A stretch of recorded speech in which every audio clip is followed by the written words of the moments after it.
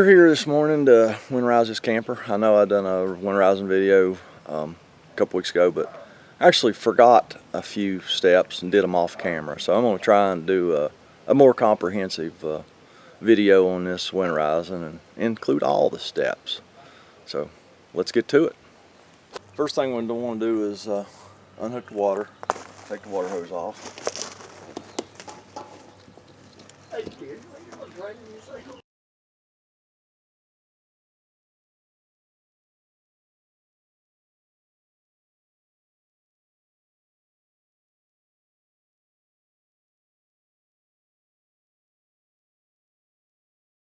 Alright, we got the water line unhooked. Next thing we're going to do is drain the water heater.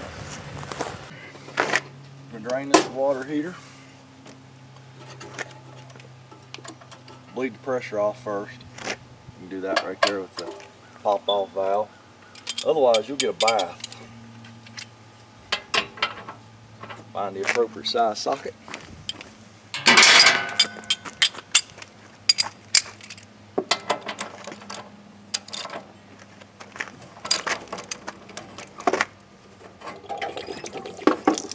Once you get that plug out and get out of the way, then you pull that pop-off valve. It'll drain pretty quick.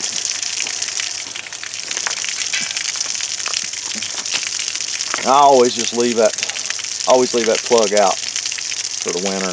Put it back there in the spring when they de-winterize.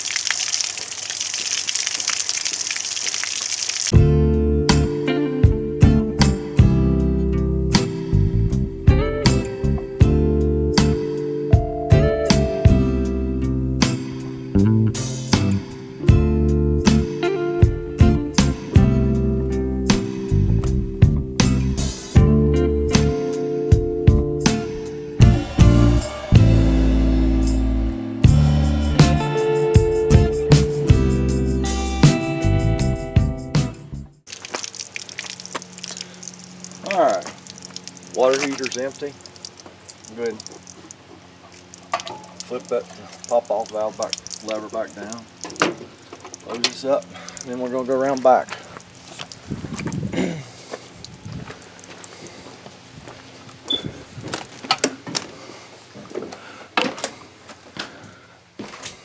Alright, water heater's drained. Come in, we opened up the faucet.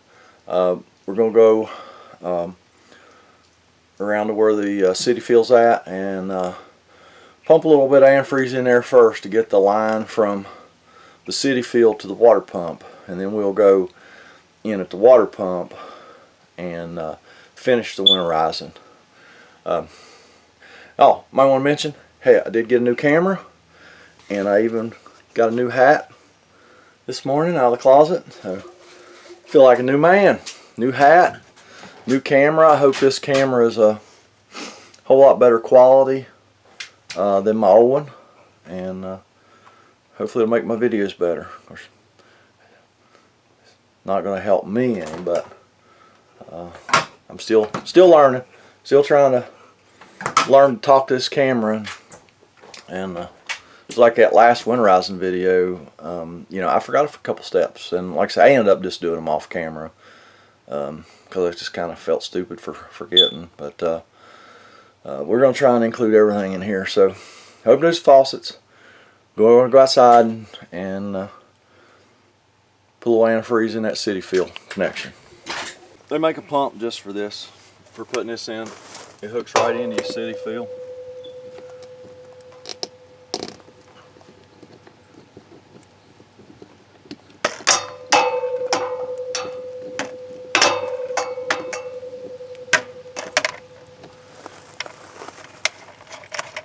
Just screw that hose on, drop the pump part into a gallon of antifreeze and pump some out. That'll get, like I say, that does this water line from here to the water pump. You don't have to put a bunch in there, a quart or so. We'll get that water line all done. It does the water line, does the check valve and everything right here in this city field, so you don't have any issues with it. in the spring. And we'll go inside for the rest of it. The next thing we need to do is access the water pump, which I believe lives right here.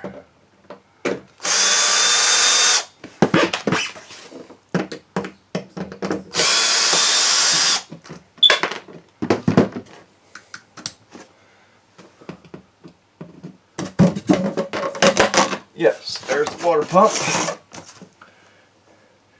And this one does not have a winterizing hose on it already, so I'll get to show you that.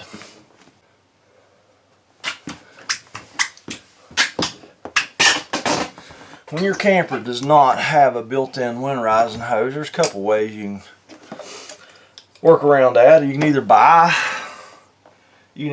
the a winterizing kit, an antifreeze winterizing kit, and put in here, or I have a hose made up for shore flow and flow jet water pump. Those are the two main water pumps that we see. It's just they have a different style of connector on the pump, so you know, you can either just make yourself up a hose or buy that winterizing kit and put in here, and then you'll have a winterizing hose. So I'm just took that water line fitting off of the intake side of the water pump. There's an arrow on the front of the water pump that tells you the direction of flow, so you'll know which is the in and which is the out. And then we're just going to drop this end in a gallon of antifreeze and turn the pump on and start winterizing. First thing we need to do is need to bypass the water heater. So we're going to do that next.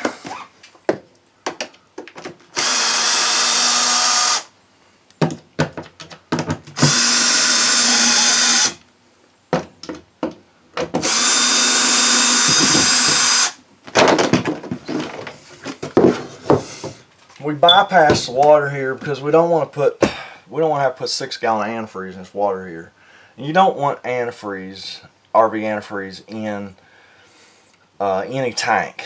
A lot of people don't go to the pump to put the antifreeze in. They'll just dump 10 gallons in their freshwater tank and pump it out there to winterize their campers. But that's seems like once you get antifreeze in a tank, it's really hard to get out ever.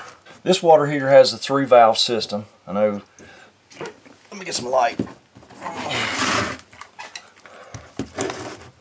I know that you can't see the third one, but here's one. This is the cold water going in. We're going to turn it 90 degrees. Figure out which way it goes. Turn it 90 degrees. That shuts it off. This is the bypass one here. We want to open it. So we want to turn it to where it lines up with the water pipe, and then the one you can't see, we're going to turn it off too. That is the hot water coming out of the water heater. And now I'm going to leave that in the bypass mode until this is de-winterized in the spring. These folks, they actually hire me to de-winterize in the spring. And even if I wasn't the one de-winterizing it, I would still just explain to the customer, you know, how the bypass works, and let them switch it back after they flush the water lines. That way, again, there we go. We don't get antifreeze in that hot water tank. So you don't want to get it in a tank. All right, now all we got to do is drop this hose in a gallon of antifreeze and turn the water pump on and start opening faucets.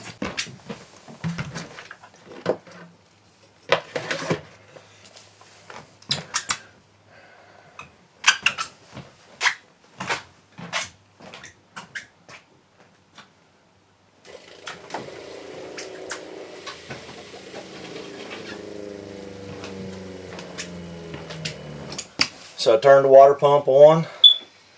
It built up pressure, shut off, so we're good to go here. Now I'm just going to go around.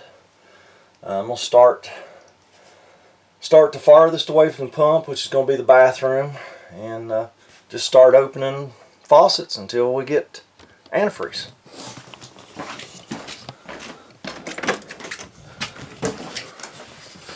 So we're going to start right here in the sink, do the hot.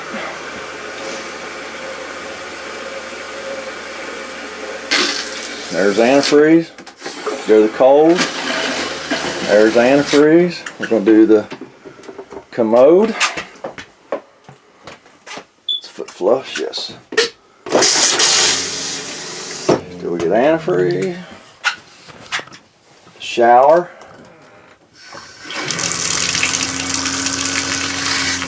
Now this gets the faucet, but in order to actually get the shower head and everything, you have to do the shower.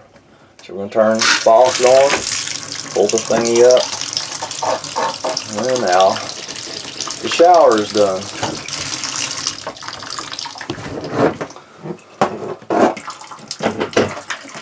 Alright, so that's the laboratory sink, that's the commode, and that's the shower. So now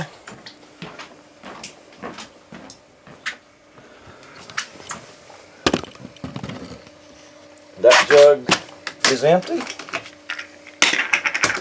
So just take a dropper hose in a new jug, and then we go to the kitchen sink.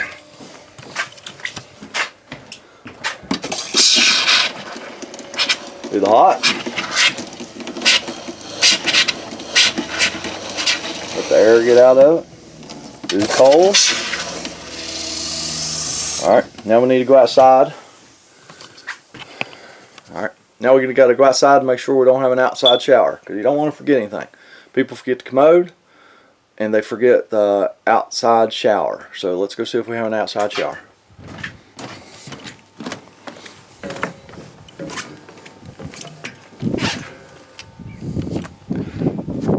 Just gonna make a quick trip around, see if we have an outdoor shower.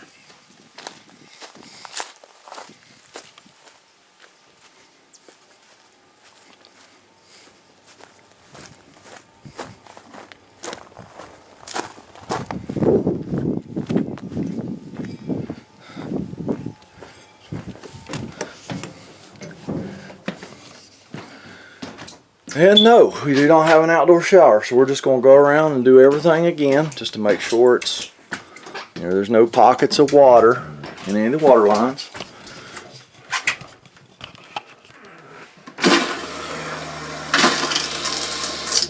Do you have to go around and do them again? Probably not, but this doesn't take that long, doesn't take that much antifreeze. To make sure that you got everything good. That way you don't have anything froze up in the spring. You go around and do everything twice, and that way you know that you got nothing froze up in the spring. No surprises.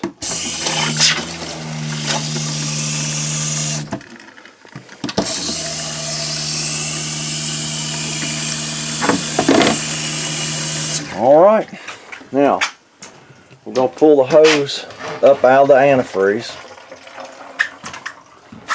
turn the faucet back on, and that will drain our hose completely, get all the antifreeze out of our hose, so when we take it off we don't make a mess in the floor. We'll cut the water pump back off because we are done. We're going to take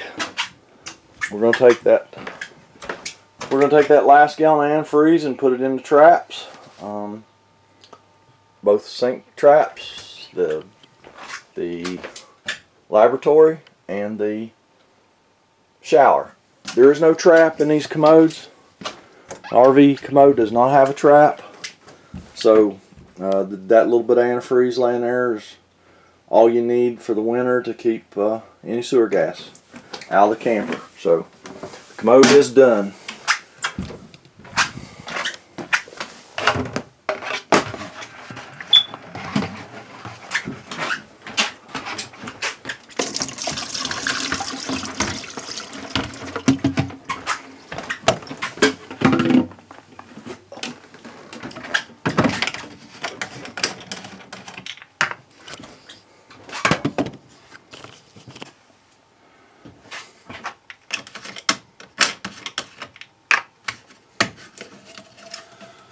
Alright, like I say, we're going to take this last gallon and just make sure we got all the traps.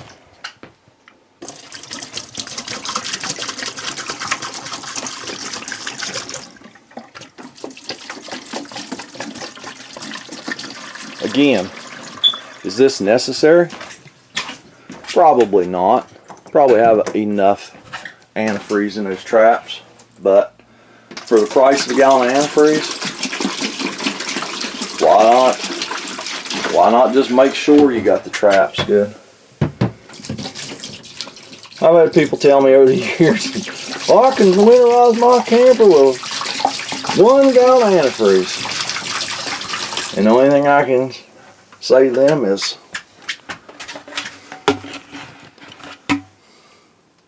why? Really? If you can't afford a couple more gallon of antifreeze to do it right, yeah, I don't know. Maybe you shouldn't have a camper. Alright, we're gonna go, the water here's done. We're gonna leave it in, no. So the water here's done. We're gonna leave it in the bypass mode. I have to go take my winterizing hose off the water pump and put the water line back on the water pump, and we're gonna go out and make sure the gray valve and the black valve are open, and so there's nothing left in the holding tanks, and this one will be done.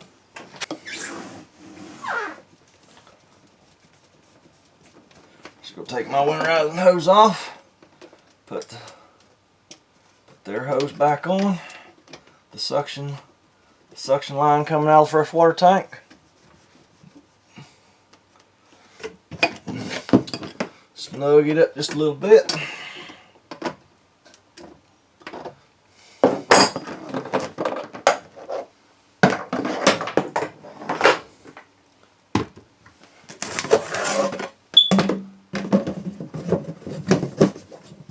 They need a battery in their smoke detector. It's chirping.